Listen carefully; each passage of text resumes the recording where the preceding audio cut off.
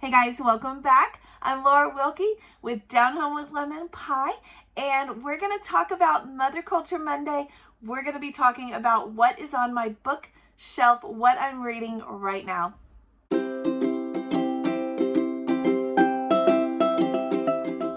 Alright guys, welcome back. Like I said, it is Mother Culture Monday, which is a Charlotte Mason term. If you are not familiar with it, guys, I will kind of spell it out really briefly, but there's a ton of great books out there and literature out there to learn more about it. But just in a really small little space, I will tell you guys that it is basically saying that you cannot pour into your children if you have nothing to pour into them with. So it's basically giving yourself knowledge and information to not only share with your children, but also with your husband, so that you can continue to educate them from a knowledgeable and full cup. Basically saying you can't pour from an empty cup. So from in Charlotte Mason's writings, she talked about having different books that you're reading at the same time from different genres or types of books, and to have those, that way you can pour from different areas as well. So the three areas that she talked about were one that was moderately or fairly stiff, something that is very maybe difficult to read or difficult to get through. Maybe it's something with a lot of jargon. Maybe it is a challenging topic, something very heavy, maybe something like that. The next one was something that is more easy. So if you know what I'm talking about when you're reading, especially like if you're in school or something and you're reading more like a textbooky type thing, but then you want to have something that's very easy or lighthearted to go along with that, maybe for your nighttime reading or something, so that it's not so heavy all the time and so much that your brain is trying to think about. So there's a stiff category, there is a moderately easy category, and then there is a novel category, like a book that is maybe fiction or historical fiction or something of this manner. So I'm going to go with you guys and share with you what is in my different categories right now. And I want you guys to leave me a comment and tell me what you guys are also reading, because I am constantly moving through these, and so I'm excited to have new things to kind of help me grow too. Okay, so in my challenging, my stiff category, I usually have a homeschool book of some sort. So right now, I know that's not terribly challenging, but it is something that I need to be focusing more when I read it. So that is why I always have something like from that category in that section. So for this one right now, I have God's Schooling. Have you guys read God's Schooling? I've had it on my bookshelf for a while, a long while, and I'm just now getting to it. You guys do that too, right?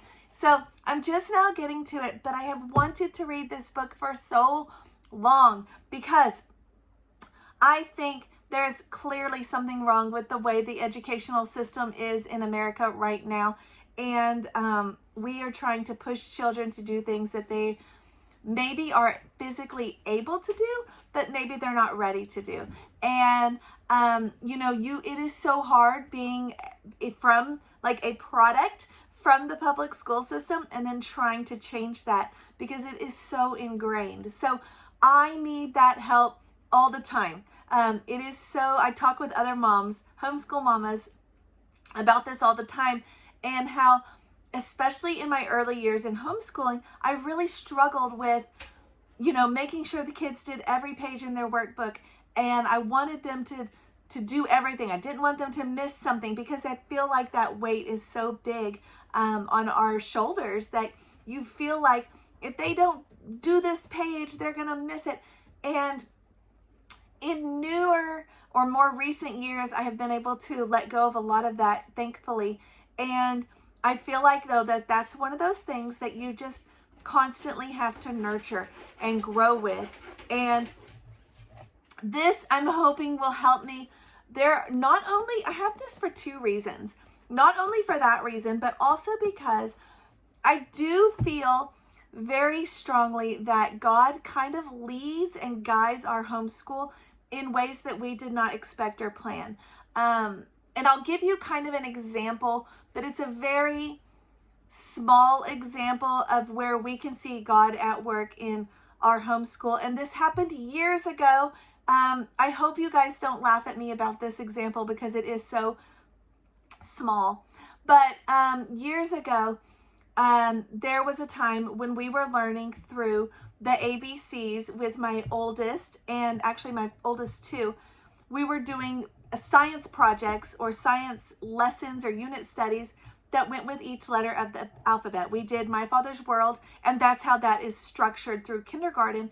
And I absolutely love it, by the way. Just a little shout out there. I absolutely love it. But we were doing that, and we got to the butterfly unit.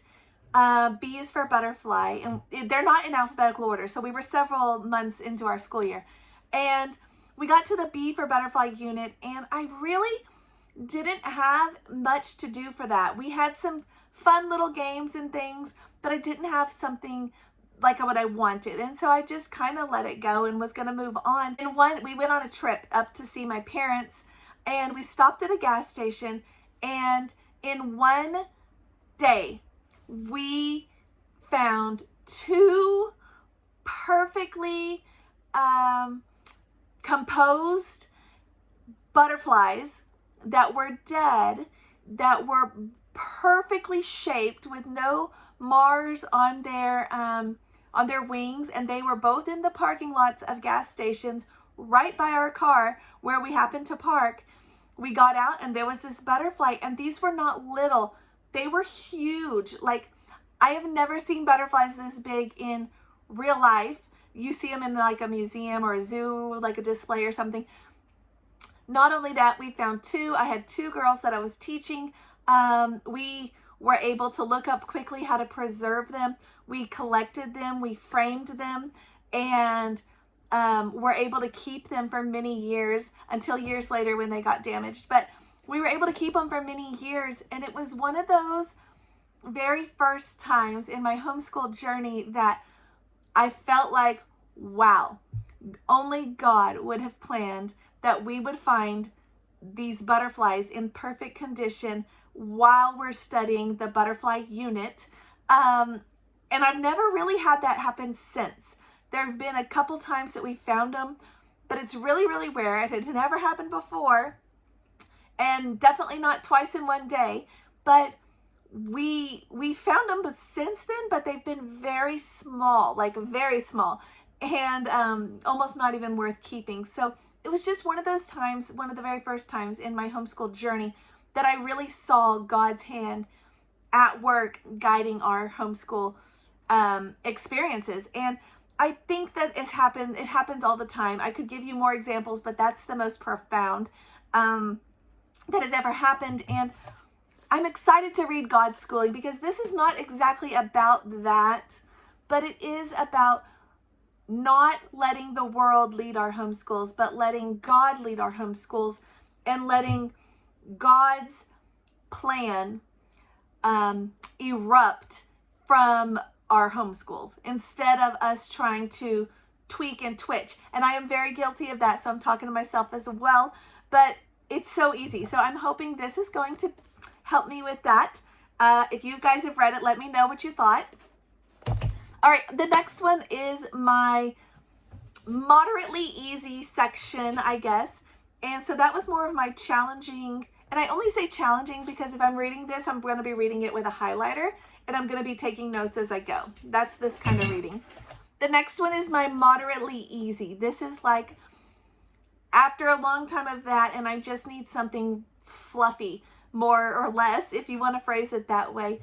And I actually have a couple that I've chosen because these are books that I've actually been reading for a while. One of them I've been reading for a while. The other one is really lightweight, and it's really skinny too. And that is this one here, Children at the Hearth, 19th Century Cooking, Manners, and Games. I picked this up because I've been telling you guys a lot that we've been studying about Charles Dickens and that time period, Victorian time period. And I wanted to bring in a lot of that into our own home. So I did a whole bunch of Christmas videos, talked about that, guys. Have a new one coming up Friday, so if you look forward to that one. But that one is about, just a little teaser, that one is about the historical meaning of the song, The 12 Days of Christmas. So look for that on Friday. But this one I'm really excited about. This is more like homemaking. I love books about homemaking because that is a skill that is being lost in our society. And not only is it being lost, it's not being taught from generation to generation, but it is something that is being favorably lost. Does that make sense? It is something that people don't want their girls to know. It's actually looked down upon if you are teaching your girls, or specifically your girls, if you're teaching them homemaking skills, for some reason that is looked down upon. Like you're preventing them from their high duty or whatever. And, you know, I don't think it's a bad thing for our girls to know how to run a home, manage a household, run a family, make meals. These things are so important and are being, like I said, favorably lost. People are joyfully steering their girls towards other things that are not going to grow our society. Maybe they're going to grow our society intellectually. Things like there's a huge push right now for girls to be in the sciences and the maths and all these things. And I'm not at all saying that girls cannot do those skills or have those skills or be intelligent women. Obviously, that's the whole point of this video, is for girls to continue and mother culture to continue. But there is something wrong with it if it is taking away from your family. And that is where the problem is starting. So you have women who are putting their careers before their families because they're not able to have men. We don't also have strong men who are able to lead their families. So this is a huge thing. It's a whole nother video. But this book here, Children at the Hearth, I am excited. It has all kinds of cute little things, but also very simple things. Another book in the same category that I'm also reading at the same time, but this one's going to be kind of an all-year book, and it's this one. I talked about it in my Christmas traditions video. I shared a lot about Victorian celebrations, and it is so good. So yeah, I'm just gonna say this is great. So I've been using that one. I'm using this one. Just simple recipes. I love the recipes that are real ingredients. Like if I can make it with flour, sugar, butter, those kinds of things, that's what I want to make. I do not like when I have a recipe and the first ingredient is something I need to go get that's not a real ingredient. Something like brownie mix. Go get brownie mix. Well, okay, no. I want to have those real recipes that are from the real ingredients. And a lot of times you have to find the old-fashioned ones because there's so many nowadays that they include as if that's true. I mean, it is cooking, but it's not the same. It's not the same. So, little soapbox here about that, but Children at the Hearth, it's pretty enjoyable. Look at, it's got pictures throughout. It's got small little things. This is about making strawberry fruit leather, potato snow, whatever that is. I haven't even looked at that one yet. Different meat, but here it's also talking about other things, just information for the time period, boarding houses, what that looked like, how those went. Here are some fun pretzel recipes, hoe cake. You may have heard of that old-timey one. Children in slavery. It's got all of this kind of mixed in, some games they could play along with all these little things. I think it is so cute. It's got pictures. It's just really fun. So it's really skinny. It's not very heavy. It's very lightweight. Same with this one. Just very lightweight. Just, you know, just fun. I'm also reading this book, and I've been reading it for several months now because I am very slowly reading like maybe one story every few nights. but it is one of those books that it's kind of a compilation of little stories that are passed down through the generations. And then they've stuck them all in this book. There's a whole bunch. This is a whole series. But this is called We Survived and Thrived, the Good Old Days. Like I said, there's a whole series in these. I got this off of Thrift Books. So if you want to look them up. But there's a link below where you can find that link to that website. But they're just basic things that, you know, in today's time period, I feel like back then, this is from the Depression time period, and I feel like back then it was okay for families to struggle or to do without or to make do. And I feel like in today's time period, that is looked way down upon. People don't want that idea. They don't want to make do or do without. And in fact, they actually look down on it as if you can't provide. You're not a good enough parent. And it's even worse if you have a whole bunch of kids. We haven't seen this fall on us, but I have seen it fall on others. And in the Depression time period, that was how it was. Families helped each other. Neighbors helped each other. And that's what this is a book of how they did that. And it's just little stories. These are like the grandparent stories that you get from, you know, passed down through the generations, like I said. And this is talking about, this one's really cute. She's talking about how she would use the newspapers to wallpaper the walls. So seriously, if somebody did this today, that would be looked down upon. That would not be good.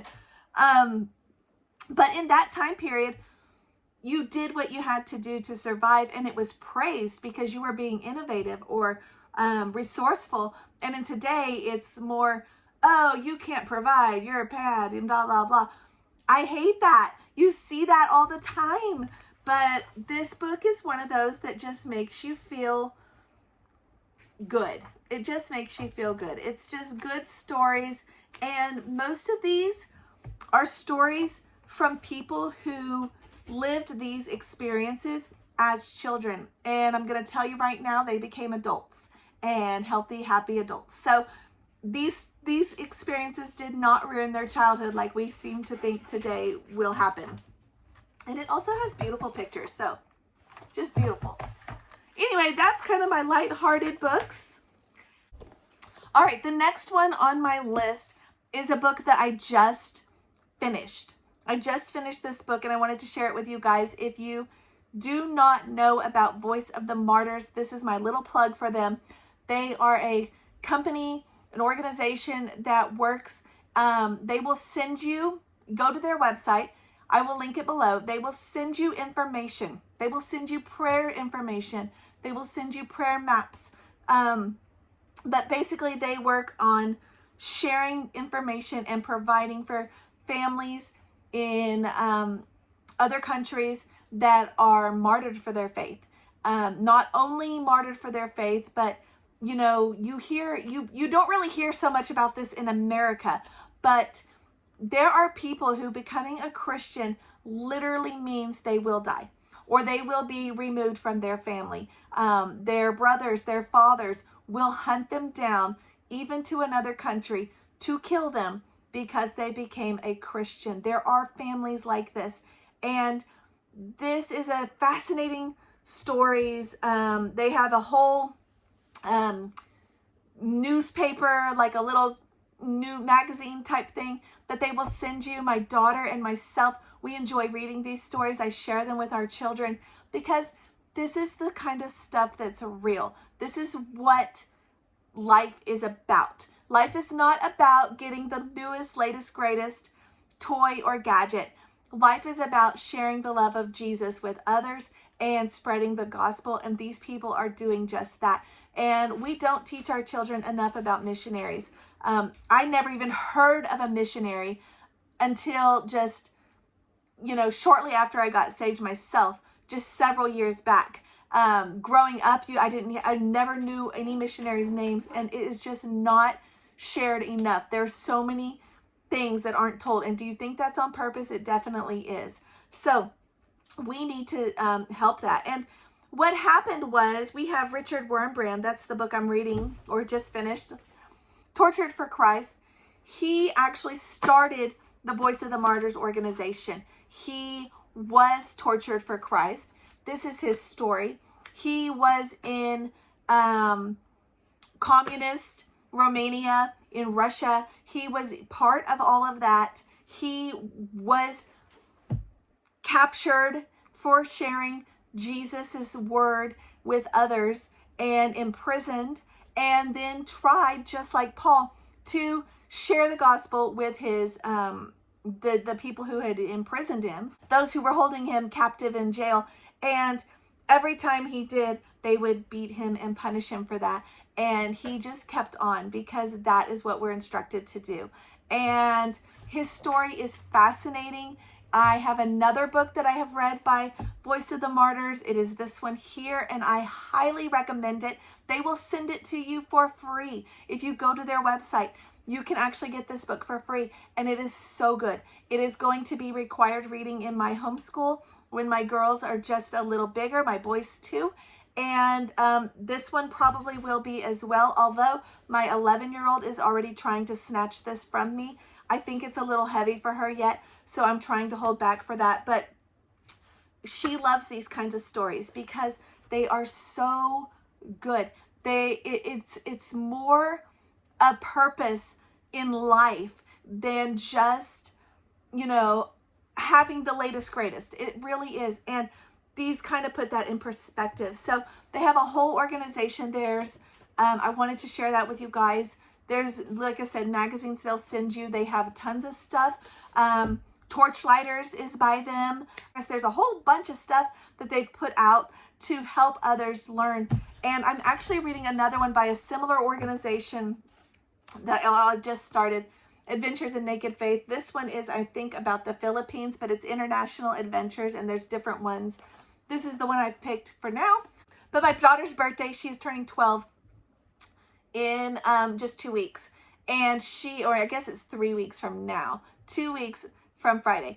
But she is getting several of these for her birthday because she loves these stories so much. So they're just good, and they're needed. And if you need something that is going to make you realize and make you really feel what the world, you know, the bigger picture is, these kinds of things I highly recommend. So this one is by YWAM, Youth on a Mission, Youth with a Mission Publishing. You can look that up and find that one. This one is by Voice of the Martyrs. You can see it right there. But very good, very good. Excited for those. Those are like my historical fiction missionary stories for my chapter book section of the Charlotte Mason reading. And then I have another one. And this one is one that my sister got me because she knows, she got this for my birthday, which was back in October. She knows how much I love books about World War II. I love books about World War II. This is kind of a new thing once COVID started happening, and you could see so many similarities. People started mentioning that, and I wanted to find out about those similarities as well. So I jumped on the bandwagon, started finding as many books on World War II as I could, and started learning about it, and it is fascinating. So she actually read this one. I think my mom has read it too. She's recommended it to me as well, and she bought it for me. It is a big book, so it's going to take me a while, but it is The Nightingale. It looks like there's a major motion picture that goes with it, a movie that goes with it, so I may watch that as well. There's actually one for this one too. I'm pretty sure it's called Sabina, and I don't think it's available. Well, it might be available online. I don't know. You'll have to look it up, but it's called Sabina, and it's about his wife. She was also in prison, but their story is fascinating. This one, I don't know much about it, but I have read several books that my sister said that I would like, that she had also, it turned out, read, and so she thought I would like this one. But I've read some others. The Tattooist of Auschwitz, if you haven't read that one, that's a great one. And there's a couple others, but that's just off the top of my head, the first one I can think of. She said this is about two sisters. Yeah, tells the story of two sisters separated by years of experiences. just what happened. I will say I am not usually one who reads a book that is this thick, because I struggle. Like, I feel like, oh, I'm not getting through this book. So it may take me a very long time. We'll see. I'll have to check back with you guys and let you know. But also, I have 7 kids, so I don't have a ton of time to read, but I do like to read at night before bed. So maybe I'll be able to squeeze this one in there too. But anyways, that is what is on my bookshelf right now, guys. Share with me what's on your bookshelf. I would love to know. Do you have something historical fiction? Are you into missionary stories like me? Are you looking at some old-fashioned homemaking skills, just some lighthearted stuff? And do you have a favorite homeschool book that you are also reading? It is Mother Culture Monday, guys. Let's share what we're reading.